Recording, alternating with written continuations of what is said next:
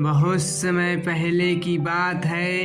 एक गांव के किनारे एक पुराना सुनसान मकान खंडहर की तरह खड़ा हुआ था।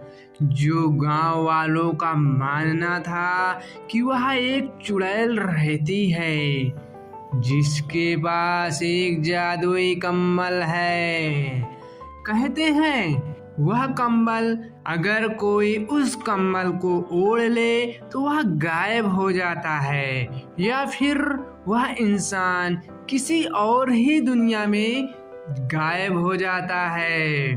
गांव के लोग उस घर के पास जाने से भी डरने लगे।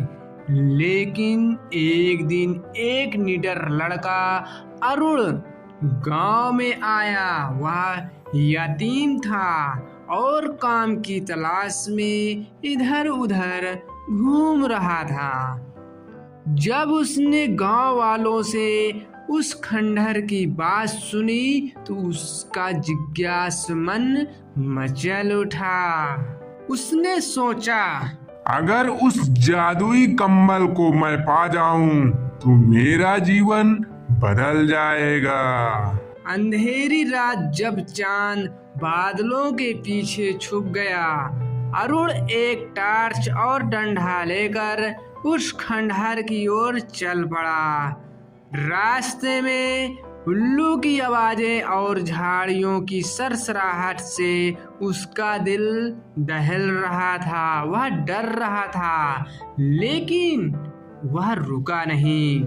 जैसे ही वह खंडहर के अंदर पहुंचा उसे एक ठंडी हवा का झोंका महसूस हुआ।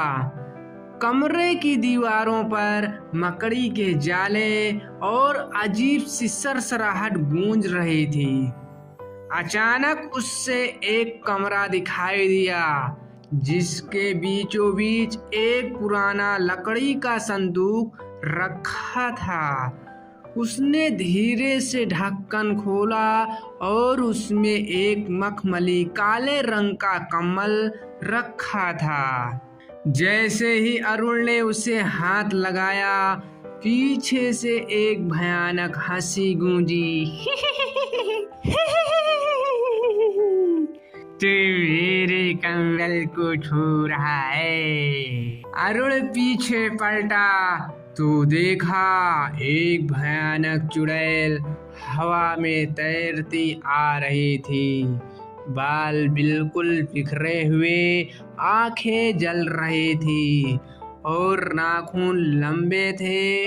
वह कम्बल की ओर लपकी लेकिन अरुण ने झटपट कम्बल ओढ़ लिया और तभी चमत्कार हुआ।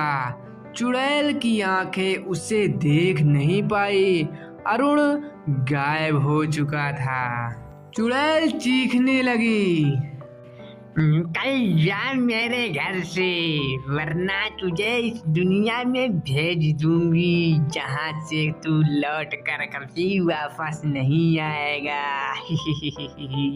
अरुण धीरे धीरे दरवाजे की ओर गया और भाग निकला। जब वह गांव लौटा तो सब चकित रह गए।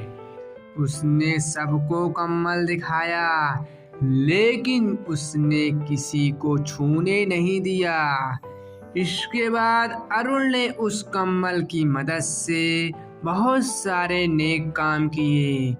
चोरों को पकड़ाया, भूखों को खाना पहुंचाया और वह धीरे धीरे गांव का हीरो बन गया।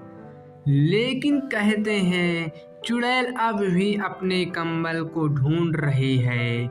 वह हर पूर्णिमा की रात वह खंडहर से बाहर निकलती। और हाँ दोस्तों, अगर आपको कोई काला मखमली कंबल सड़क पर दिखाई दिखे उसे उठाने से पहले जरूर सोचिएगा।